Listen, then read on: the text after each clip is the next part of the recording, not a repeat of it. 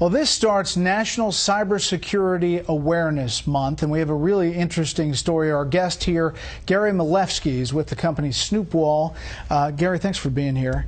It's an interesting and alarming story that you have about this study. I think this is bigger than Ebola right now because 500 million people are infected and they don't know it. But it's not them, it's their smartphones. So tell me the breakdown. How does this happen? So let me give you an example. If you went to the hardware store, you'd buy a flashlight and you'd turn it on and you'd use it to find your car keys at night or to do some work. We've all installed a flashlight app on our phones. This is the app that you put on and it just goes up. It's a flashlight. Exactly. And instead of being a normal flashlight, when you hit the on button, this flashlight app is kind of like a real flashlight from the hardware store, except it was made by Mr. Gadget. And it opens up and it says, Brett, can I have your name, address, credit cards, bank account information, family photos, videos, where you're located right now, and all your friends and contacts, and can I send that out over this little satellite dish attached to the flashlight? You probably wouldn't buy that flashlight, and you wouldn't hit the on switch. But that's what's happening? That's what's happening. The top 10 flashlight apps today that you can download from the Google Play Store are all malware. They're malicious, they're spying, they're snooping, and they're stealing. So where does that information go? What happens to it? So I've been tracking down where it goes, and I've found 3 countries so far: China, India, and Russia. And they use it for various purposes, I guess? They use it pretty much, it seems, for criminal purposes, but if a nation state wants to collect a lot of information on Americans, this is a great way to do it because everybody installs a flashlight app. So what do you tell people? Don't install flashlight apps, period? In some cases, you actually have to not only uninstall it, but you have to factory reset your phone because they install Trojans that when you uninstall some of these flashlight apps, the Trojans are still installed waiting to run and operate in the background while you're doing important things like mobile banking or reading your contacts list and things like that. That's amazing. This is a new kind of finding? It's a new finding. So at Snoopwall, I had my team do a vulnerability assessment of the top 10 flashlight apps, and we created a threat report, which we put on our website, that shows that because this is the most downloaded app, I was always wondering why things were happening in an odd way on my phone, where my GPS was being activated and my contact list. So I had my team look into it, and we discovered this. This is brand new information. Top 10 flashlight apps, 500 million downloads, all acting in a very malicious way. So if you're telling somebody now, what would you tell them to do?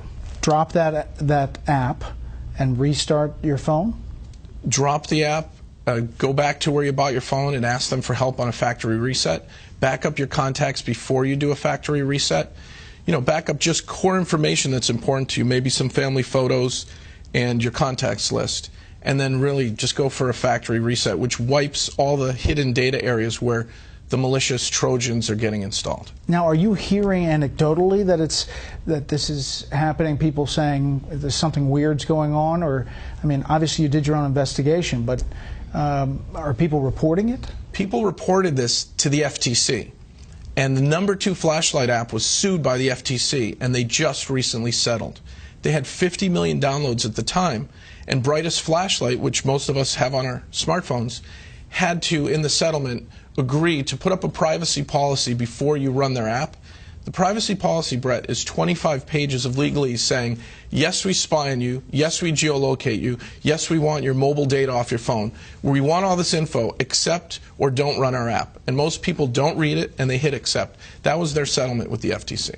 So you just scroll down, as many people do, and through all of the legalese, and people push accept. You don't even have to scroll. The buttons are right there on the front page of the new version of Brightest Flashlight app, and they're up to 100 million downloads now. How big a deal is cybersecurity now? We hear about it, we do stories about it, but how big a deal is this for our culture as we get more and more people with phones, smartphones, and using their computers? I'm worried about kids, teenagers, families that, you give your kid an iPad or a Droid tablet and you let them play and they install apps that do these things, that geolocate your children. And if they're online predators or cyber criminals, they're going to get at our families because this is the back door into our homes. and even into our businesses because we've installed malware and not known about it. So you would recommend going to the hardware store and getting the flashlight instead of actually getting the app? Get a real flashlight, or look for a flashlight app that's under 100 kilobytes, because the ones that spy on you, it tells you their file size, they're 1.2 megabytes to 5 megabytes. Those are big files to just turn the light on and off. So if you find a really, really tiny flashlight app, a privacy flashlight, you'll be safe. Wow, that is unbelievable news, and thank you for coming in. Again, the website? Snoopwall.com. Okay. Gary, thanks a lot. Brett, thank you.